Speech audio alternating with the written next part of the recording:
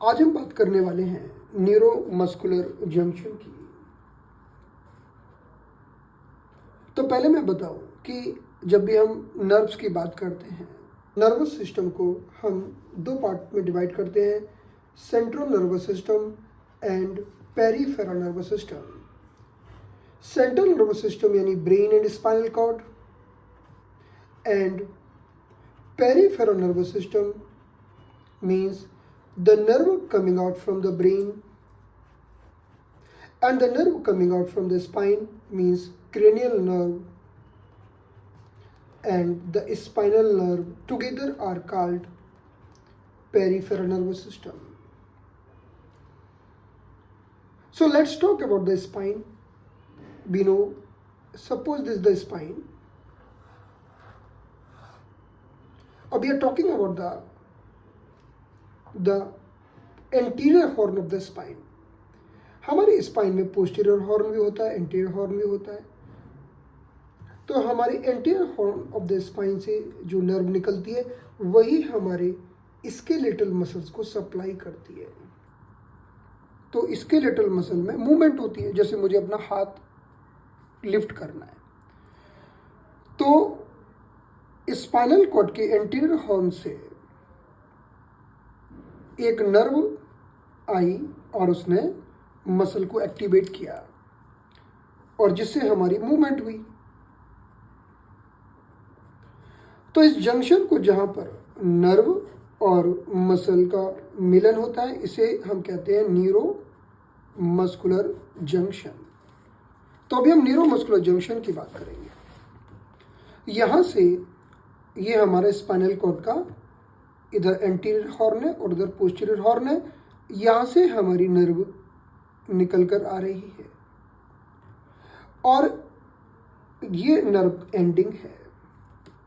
तो यहाँ पर हम कहते हैं नर्व की सेल बॉडी।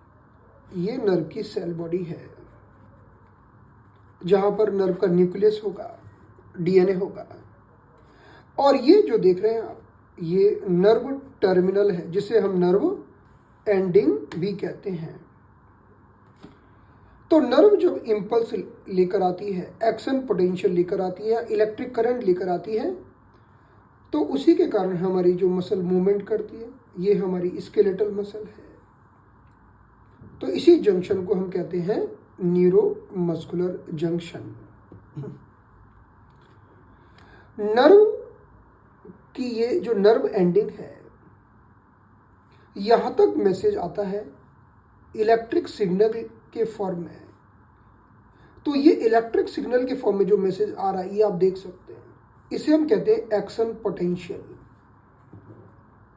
लेकिन फिर यहां नर्व और मसल के बीच में जो गैप है यहां पर मैसेज कैसे पास होगा? तो नर्व कुछ केमिकल सीक्रेट करती है और वो केमिकल फिर मैसेज को आगे फॉरवर्ड करते हैं।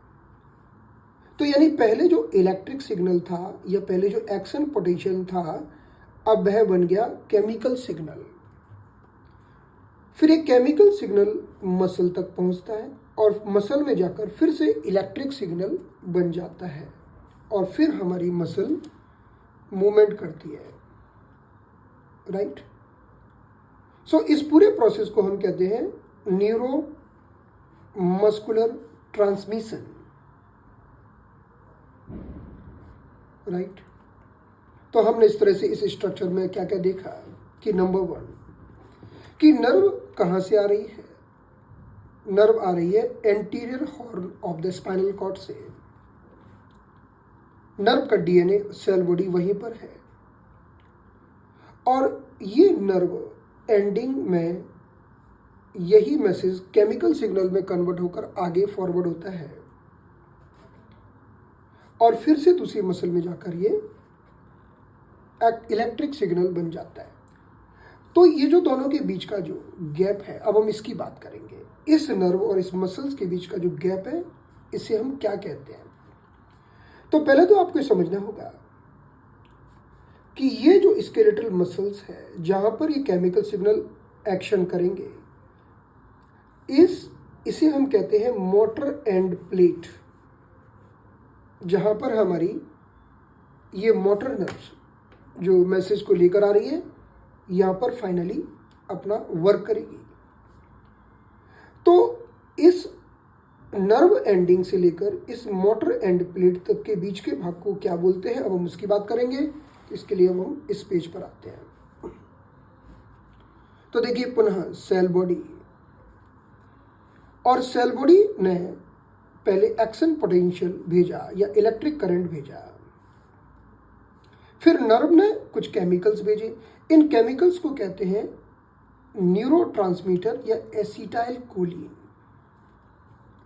ये डॉट्स डॉट्स केमिकल्स होते हैं। जैसे हमने एक परफ्यूम का स्प्रे किया तो कैसे उसमें डॉट्स निकलते हैं, परफ्यूम स्प्रे होता है। इसी तरह से नर्व एंडिंग ने कुछ स्प्रे किया तो एसिटाइल कोलिन के पाउचेस निकले और पाउचेस यहाँ आके वर्स्ट हो गए। तो ये केमिकल मैसेज जो आगे प्रोसीड कर रहा है, इस जंक्शन को कहते हैं साइनेप्स। साइनेप्स का मतलब है कि नर्व एंडिंग और मसल के बीच की जगह, यानी नर्व एंडिंग और मोटर एंड प्लेट के बीच की जगह। तो जहाँ पर नर्व एंड होती है ये साइनेप्स के पहले का भाग है।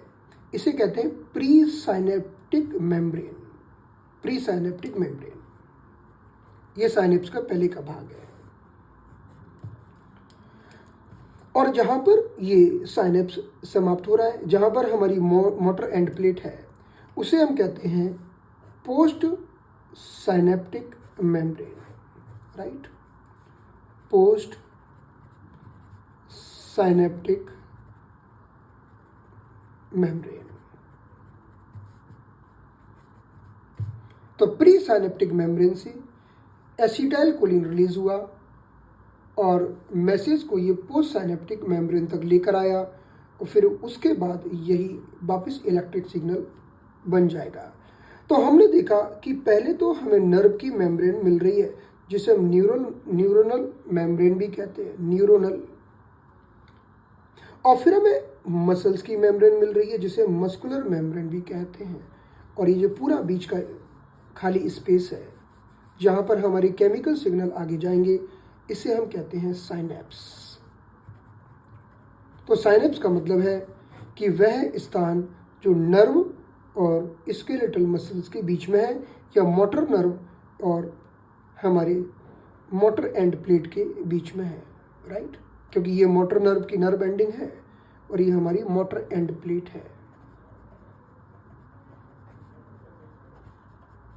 इसे हम कहते हैं साइनेप्स।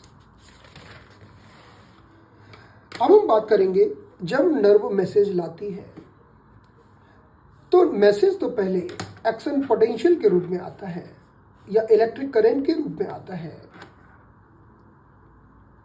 फिर ये मैसेज केमिकल रूप में आगे बढ़ता है, यानी न्यूरोट्रांसमीटर या एसिटाइल कोलिन के पाउचेज नर्व एंडिंग्स में पाए जाते हैं। वी कैन सी ये पाउचेज, जैसे बहुत सारे पाउच होते हैं। और ये जब पाउच यहाँ से नर्व एंडिंग से या नर्व टर्मिनल से निकलकर यहाँ बाहर साइनेप्स में रिलीज होते हैं, तभी यह केमिकल सिग्नल आगे बढ़ता है। यानी ये मैसेज केमिकल सिग्नल के फॉर्म में आगे बढ़ता है। तो हम कह सकते हैं न्यूरोट्रांसमीटर एक बहुत ही स्पेशल टाइप के प्रोटीन होते हैं, राइट। ये बहुत ही स्पेशल टाइप के प्रोटीन है न्यूरोट्रांसमीटर, और यही आगे इस मैसेज को कैरी फॉरवर्ड करते हैं। Got it. न्यूरोट्रांसमीटर जिस पाउच में बंद होते हैं, इस पाउच को कहा जाता है वेसिकल।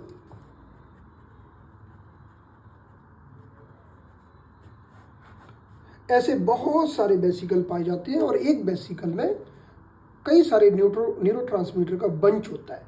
तो एक वेसिकल पूरा का पूरा जाएगा और एक साथ कई सारे न्यूरोट्रांसमीटर स्प्रे कर दिए जाते हैं इस साइनेप्टिक स्पेस में, राइट। और फिर ये जाकर आगे केमिकल सिग्नल आगे हमारी इस स्केलेटल मसल्स पर जाकर वर्क करते हैं। तो चलिए अब हम बात करते हैं इसके बारे में। एक चीज़ और बता सकते हैं, एक चीज़ और भी है, अगर आप चाहें तो समझ सकते हैं कि जब हम एसिटाइल कोलिन की बात करते हैं, एसिटाइल कोलिन एक न्यूरोट्रांसमीटर है, राइट।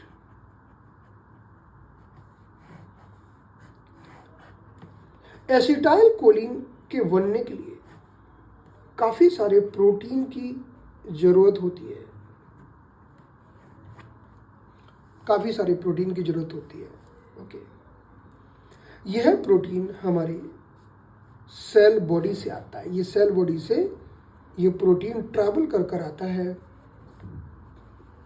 और इसकी प्रेजेंस में ही एसिटाइल कोलिन का निर्माण होता है। फिर हमारी इस नर्व एंडिंग में दो चीजें ऐसी होती हैं, एक बनाती है एसीटेट और एक जगह बनता है कोलिन। तो हमारी ये नर्व एंडिंग्स में पाए जाने वाला माइटोकॉन्ड्रिया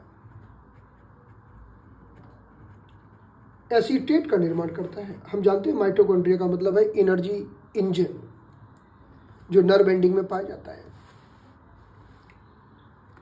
और कोलिन हमारे ये बाहर से ट्रांसपोर्ट करके अंदर आता है। कोलिन यानी नर्व एंडिंग के बाहर से ट्रांसपोर्ट करके अंदर आता है। तो दोनों जब मिल जाते हैं तो उनके कॉम्बिनेशन से एसिटाइल कोलिन का निर्माण हो जाता है इस प्रोटीन की प्रेजेंस में, राइट। तो एसिटाइल कोलिन का निर्माण यहाँ पर ही होता है, लेकिन इसको बनाने के लिए प्रोटीन की जरूरत होती है जो हमारे सेल बॉडी से आता है। और नर्व एंडिंग्स में यही एकमात्र न्यूरोट्रांसमीटर होता है जो केमिकल मैसेज को आगे कैरी फॉरवर्ड करता है। अब मानो कि हमारा ये एसिटाइल कोलिन हमारा इस स्पेस में पहुंच गया। जैसे ही एसिटाइल कोलिन इस स्पेस में पहुंचेगा, राइट, तो अब ये क्या करेगा? एसिटाइल कोलिन जितना ज़्यादा होगा उतना ज़्यादा ये मोटर एंड प्लेट को स्टिमुलेट करेगा। कम होगा तो कम स्टिमुलेट करेगा, ज़्यादा होगा तो ज़्यादा स्टिमुलेट करेगा। तो जब एक नर्व ने इलेक्ट्रिक मैसेज आगे कैरी फॉरवर्ड किया, यानी एक्शन पोटेंशियल आगे कैरी फॉरवर्ड किया, ये एक्शन पोटेंशियल हमारा नर्व एंडिंग तक आ गया।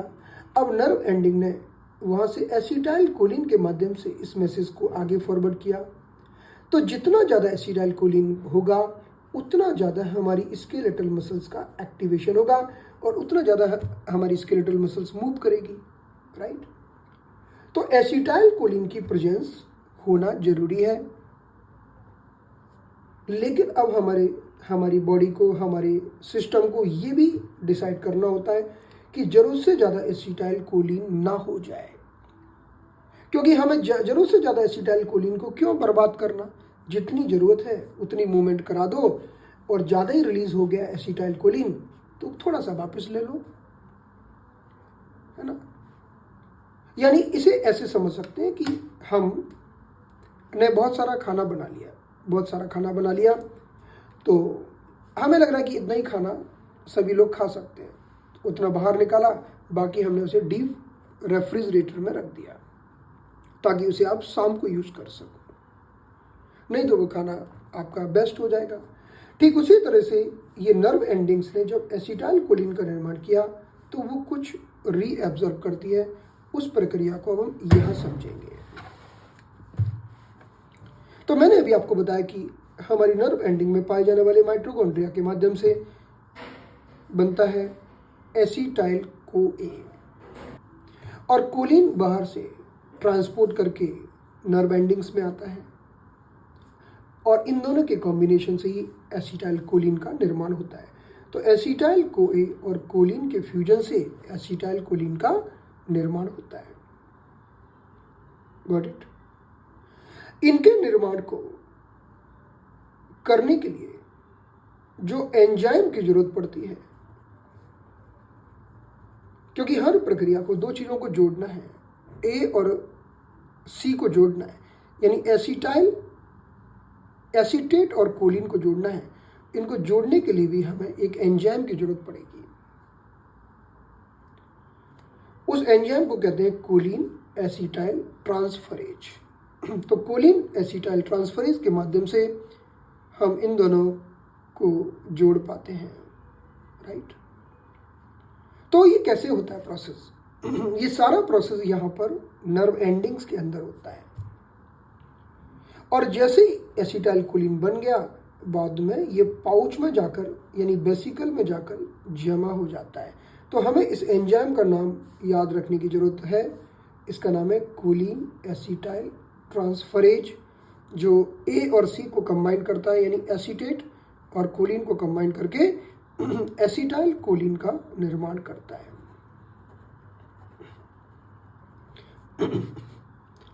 अब हम ये बात करते हैं कि वोल्टेज गेटेड सोडियम चैनल क्या होते हैं। ये बहुत ही इंपॉर्टेंट चीज़ है जो हमें पता होना चाहिए। ये नर्व एंडिंग्स के ऊपर, नर्व एंडिंग्स पर, ये नर्व टर्मिनल पर, ये हमारी कुछ सोडियम चैनल पाए जाते हैं।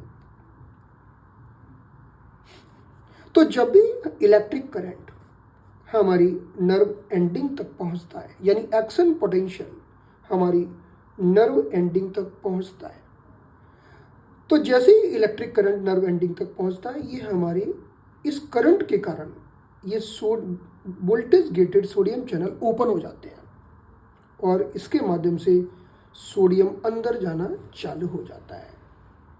इसका पर्पज यह कि ज़्यादा से ज़्यादा सोडियम को अंदर भेजना, इस प्रक्रिया को कहते हैं सोडियम इनफ्लक्स।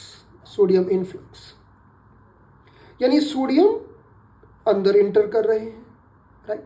और जितने ज़्यादा सोडियम अंदर आएंगे, तो सोडियम के ऊपर प्लस लगा होता है, हम जानते हैं, लेकिन अंदर का वातावरण माइनस होता है। अंदर लगभग माइनस मिली वोल्ट का एटमॉस्फेयर होता है। तो जितने ज़्यादा सोडियम अंदर पहुंचेंगे, उतना ही ज़्यादा इस पोलैरिटी को चेंज करेंगे, और धीरे धीरे करके इस पोलैरिटी को चेंज करते करते ये +10 मिली वोल्ट तक ले जाते हैं। तब तक सोडियम का इन्फ्लक्स होता रहता है। तो हम देखते हैं कि यहाँ पर -70 मिली वोल्ट से लेकर इन्होंने 10 मिली वोल्ट तक, +10 मिली वोल्ट तक इसकी पोलैरिटी को बदल दिया। यानी अंदर का वातावरण जो पहले नेगेटिव वोल्ट में था, उसे अभी पॉजिटिव वोल्ट में कन्वर्ट कर दिया। तो जैसे यहाँ पर अंदर का वातावरण, जैसे ही सोडियम अंदर गए और उन्होंने अंदर के वातावरण को चेंज किया, तो देखिए क्या होगा। सबसे पहले तो नर्व एंडिंग का कॉन्ट्रैक्शन होगा, यानी नर्व एंडिंग डिपोलराइज होगी। इलेक्ट्रिक करंट के माध्यम से नर्व एंडिंग्स एक्टिवेट होगी, और जैसे ही सोडियम अंदर पहुंचेगा और अंदर के वातावरण को प्लस कर देगा, ठीक उसी के साथ जैसे जैसे सोडियम की एंट्री होगी, वैसे वैसे कैल्शियम की एंट्री भी चालू हो जाएगी। इसे कहते हैं कैल्शियम इनफ्लक्स। यानी कैल्शियम को इन्फ्लक्स करने के लिए पहले सोडियम का इन्फ्लक्स करना जरूरी होता है। जैसे जैसे सोडियम का इन्फ्लक्स चालू होगा, और वही कैल्शियम के इन्फ्लक्स को भी प्रमोट करेगा, तो ज़्यादा से ज़्यादा कैल्शियम अंदर पहुंचेगा। कैल्शियम की एंट्री बहुत ज़रूरी है, और कैल्शियम की एंट्री तभी होगी जब सोडियम चैनल एक्टिवेट होगा। तो हमारी नर्व एंडिंग पर ये 2 चैनल पाए जाते हैं। पहला चैनल होता है वोल्टेज गेटेड सोडियम चैनल, जो इस नर्व के माध्यम से आने वाले एक्शन पोटेंशियल से खुलते हैं ताकि सोडियम अंदर जाना चालू हो जाए। और दूसरे इसी नर्व एंडिंग पर चैनल पाए जाते हैं जिसे हम कैल्शियम चैनल बोलते हैं। ये तब ओपन होते हैं जब सोडियम चैनल ओपन होता है, जब ये चैनल एक्टिवेट होता है। और कैल्शियम की एंट्री बहुत ज़रूरी है, क्योंकि बिना कैल्शियम के हमारे आगे का प्रोसेस कंप्लीट नहीं होगा, राइट। तो अब ये देखिए, अब कैल्शियम की एंट्री अंदर हो गई। ये देख, कैल्शियम की एंट्री अंदर हो रही है। जैसे ही कैल्शियम की एंट्री अंदर होती है, तो हमारे नर्व एंडिंग्स में हमने बताया था कि ये हमारी नर्व है, और ये नर्व एंडिंग में बहुत सारे वेसिकल पाए जाते हैं। ये बहुत सारे पाउच पाए जाते हैं। इन पाउच के अंदर ही हमारे न्यूरोट्रांसमीटर होते हैं, हमारा एसिटाइलकोलिन होता है। तो जैसे कैल्शियम अंदर पहुंचेगा, कैल्शियम को वेलकम करने के लिए हमारे इस वेसिकल की सरफेस पर कुछ प्रोटीन पाए जाते हैं, जो जैसे ही कैल्शियम को देखते हैं वो कैल्शियम को वेलकम करते हैं। तो इनको कहते हैं हम कैल्शियम सेंसिटिव प्रोटीन, जो हमारे वेसिकल की सरफेस पर पाए जाते हैं। और इसके कारण हमारे कैल्शियम को हमारी नर्व एंडिंग से जुड़ने का मौका मिल जाता है, राइट। और जैसे ही कैल्शियम हमारी नर्व एंडिंग से जुड़ते हैं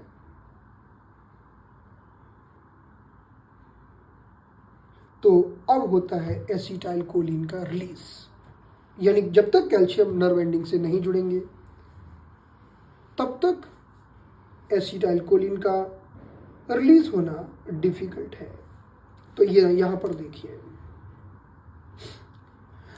ये हमारी है नर्व और ये बहुत सारे वेसिकल्स हैं। ये वेसिकल्स हैं सारे, इन हर एक वेसिकल्स में बहुत सारे न्यूरोट्रांसमीटर्स हैं, बहुत सारा एसिटाइलकोलिन है।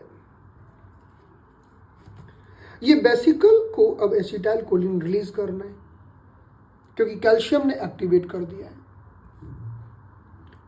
तो वेसिकल जाएंगे नर्व एंडिंग की ओर और ये नर्व एंडिंग पर ये जुड़ेंगे और फिर यहाँ से ये ओपन होकर एसिटाइलकोलिन को रिलीज कर देंगे। लेकिन इस प्रोसेस में क्या होता है उसकी बात हम करने वाले हैं।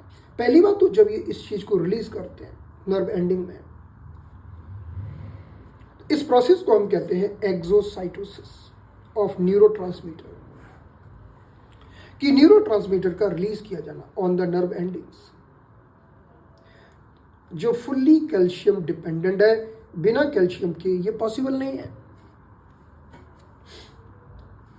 तो यहां पर ये ध्यान में रखने वाली बात है कि हर एक वेसिकल की सरफेस पर एक प्रोटीन पाया जाता है। इस प्रोटीन को कहते हैं साइनेप्टोब्रेविन।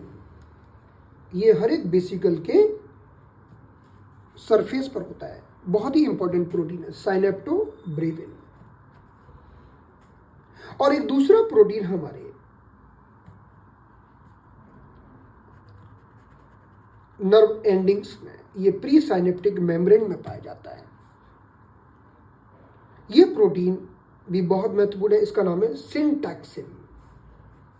ये दोनों प्रोटीन हैं और अब ये दो प्रोटीन एक दूसरे को अट्रैक्ट कर कर एक दूसरे से जुड़ जाते हैं। तो मानो कि एक वेसिकल है, उसके ऊपर ये प्रोटीन है और एक प्रोटीन इधर है, ये दोनों आपस में जुड़ गए।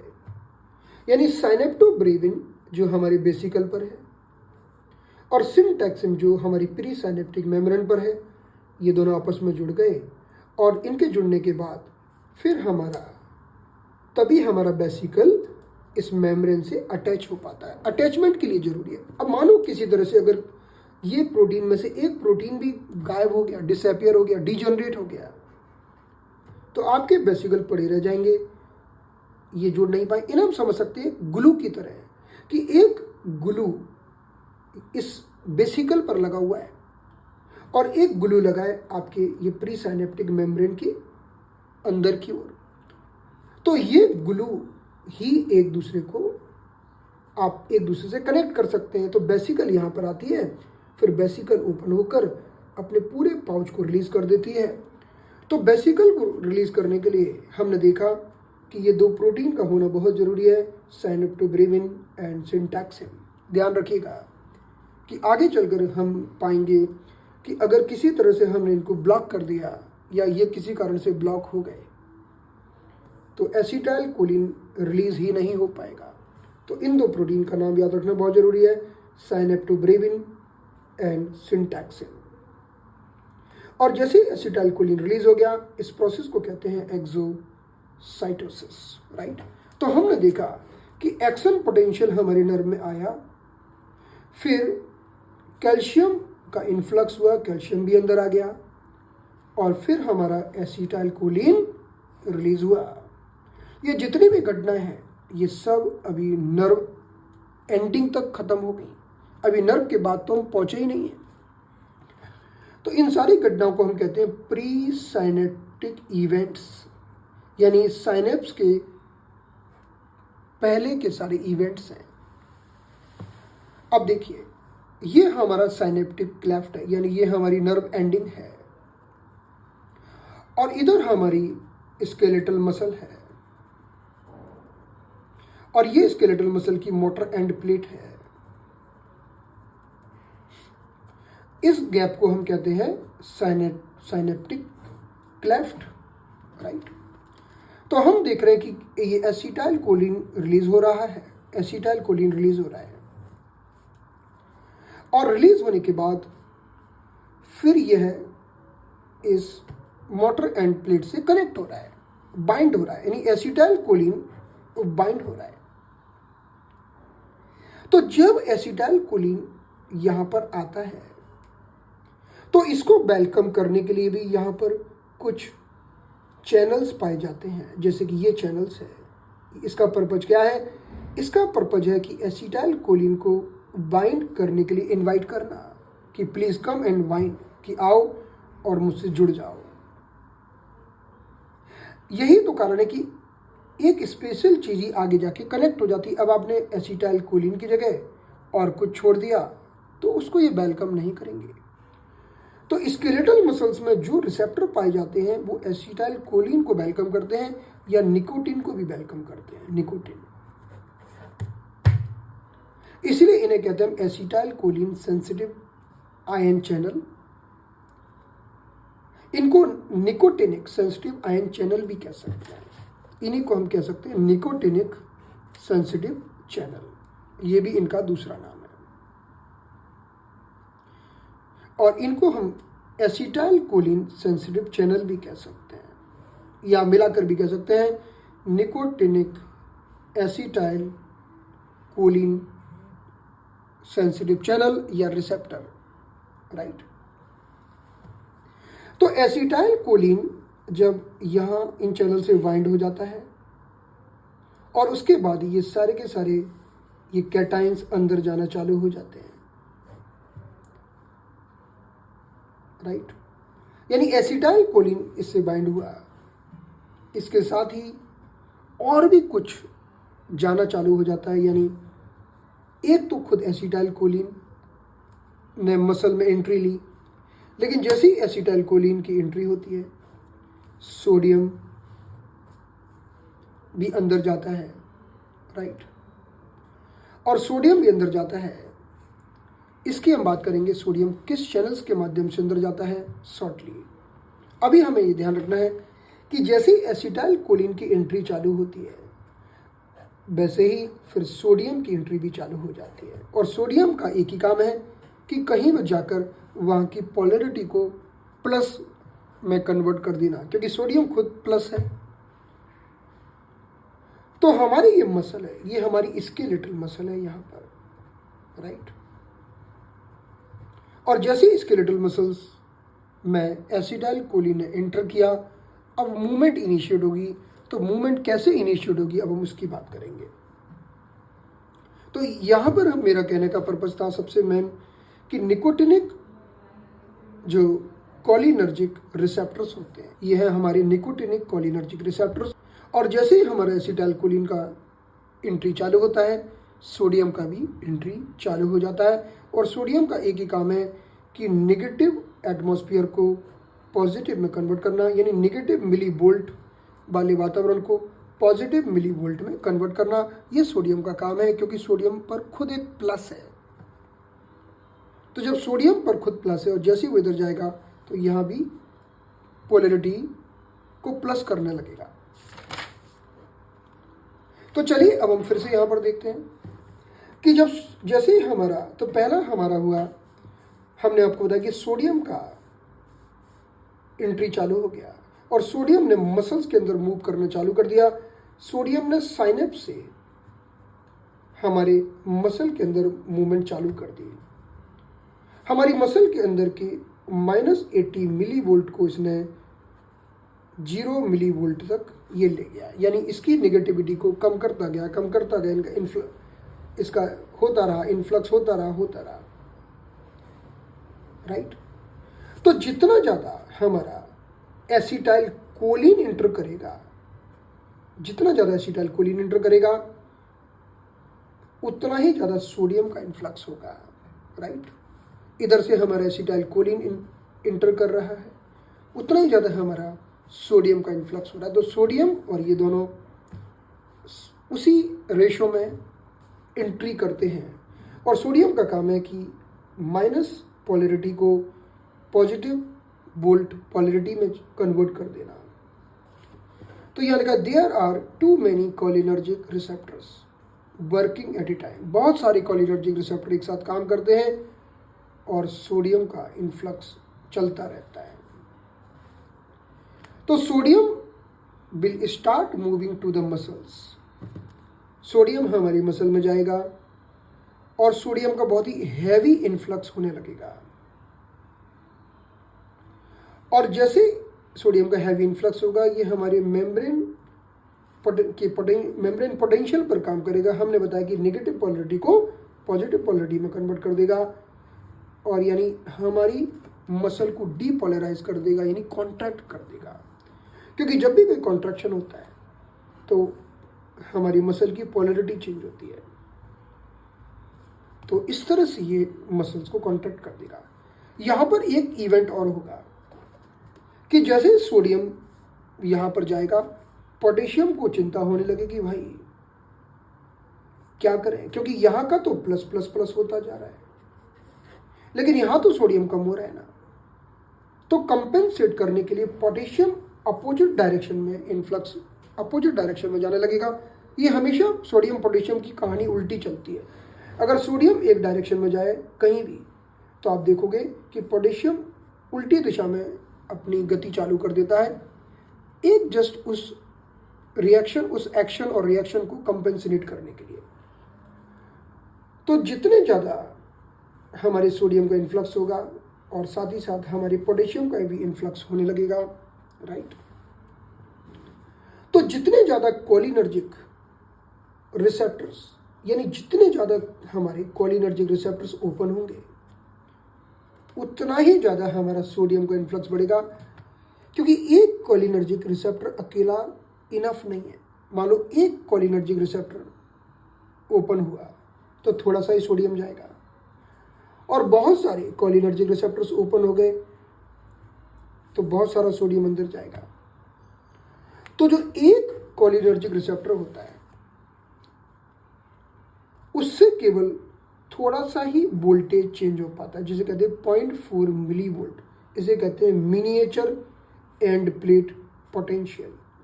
मिनिएचर एंड प्लेट पोटेंशियल यानी एक सोडियम, यह है कि एक सिंगल बेसिकल, हमने कहा था कि ये बेसिकल के अंदर एक निश्चित मात्रा में एसिटाइल कोलिन होते हैं। जब एक पाउच फटेगा बेसिकल का और उससे जो एसिटाइल कोलिन रिलीज होंगे,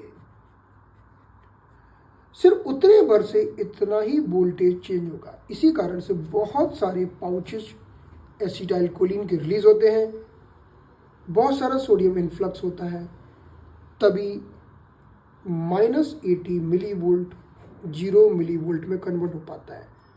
सिंगल बेसिकल से जो एसिटाइल कोलिन रिलीज होता है वह बहुत ही स्मॉल अमाउंट का होता है, और उससे जो वोल्टेज चेंज होता है उसे हम कहते हैं minimum change in the voltage 0.4 millivolt. इसे कहते हैं मिनिएचर एंड प्लेट पोटेंशियल।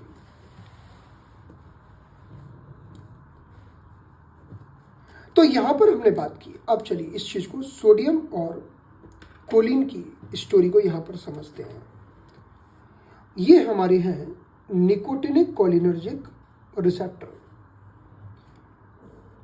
यानी यहां से हमारा एसिटाइल कोलिन और कोलिन यहां से इंटर करेगा, राइट। और जितना ज़्यादा हमारा ये इंटर करेगा उतना ही हमारे ये voltage sensitive sodium channel open हो जाएंगे और सोडियम का इन्फ्लक्स चालू हो जाएगा, और अपोजिट में पोटेशियम का भी आवागमन चालू हो जाएगा। तो जैसे सोडियम का इन्फ्लक्स बढ़ता है अंदर, वैसे ही wave of depolarization, wave of contraction चालू होती है मसल में और हमारी मसल कॉन्ट्रैक्ट करती है, राइट। तो डिपोलराइजेशन हुआ और फिर डिपोलराइजेशन ऐसे फैलता जाता है और बगल की मसल में और बगल की मसल में और हमारी नेवर की मसल में। Depolarisation spreading in the nerve membrane, muscle membrane, right. तो इस तरह से हम देखते हैं कि पहले हमारे निकोटिनिक कोलिनर्जिक रिसेप्टर्स में से हमारा एसिटाइलकोलिन के माध्यम से ये हमारे रिसेप्टर एक्टिवेट हुए, स्टिमुलेट हुए, जिन्होंने सोडियम को का इन्फ्लक्स बढ़ा दिया। और सोडियम के इन्फ्लक्स के कारण जैसे वोल्टेज में चेंज आया और उस वोल्टेज में होने वाले परिवर्तन के कारण मसल का डिपोलराइजेशन हुआ। तो